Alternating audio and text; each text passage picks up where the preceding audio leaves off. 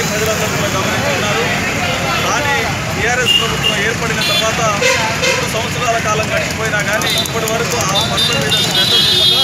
అవన్నీ కూడా నష్టకడక నడుస్తూ ఉన్నాయి. కాబట్టి ఖచ్చితంగా వాటన్నిటిని కూడా పూర్తి చేసి ప్రజలకు అందించేటువంటి బాధ్యతని ప్రతిపక్ష పార్టీగా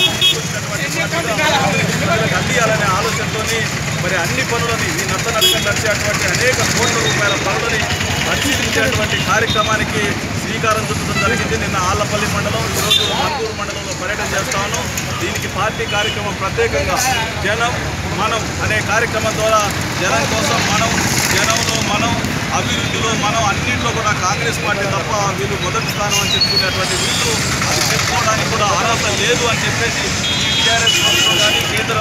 ప్రభుత్వం కానీ ప్రజా వ్యతిరేక నిర్ణయాలు కానీ అభివృద్ధిలో వెనుకబాటుతనం కానీ నిర్లక్ష్యాన్ని కానీ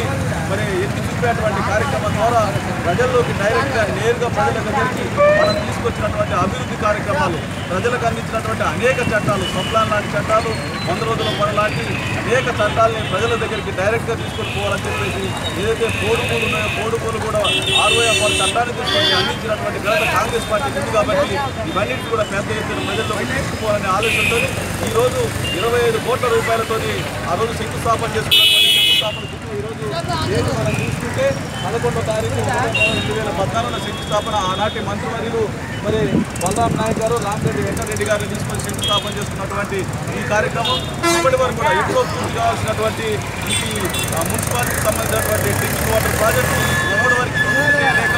మరి పట్టించుకోకపోవడం వల్ల ఈ నిర్లక్ష్యానికి కారకులు టీఆర్ఎస్ ప్రభుత్వం కాదా, టీఆర్ఎస్ స్థానికంగా ఉన్నటువంటి ఎమ్మెల్యే ఎంపీ కారకులు కాదా అని చెప్పేసి ఇవన్నీ ప్రజల వద్దకు తీసుకుపోయి నిలదీసేటువంటి కార్యక్రమాన్ని చేయడం కోసం జనం మనం, జనంలో మనం అనే కార్యక్రమాన్ని తీసుకొని కాంగ్రెస్ పార్టీ జెండా బట్టి కథం తొక్కి కాంగ్రెస్ పార్టీ కార్యకర్తలందరూ ముందుకు పోతా ఉన్నారు. ప్రజా వ్యతిరేక నిర్ణయాలు ఏదైతే తీసుకుంటా ఉన్నారో దాన్ని ఎండగట్టే కార్యక్రమాన్ని ప్రముఖంగా చేయబోతా ఉన్నామని చెప్పి సందర్భంగా తెలియజేస్తూ సెలవు తీసుకుంటా ఉన్నాం. జై హింద్, జై కాంగ్రెస్.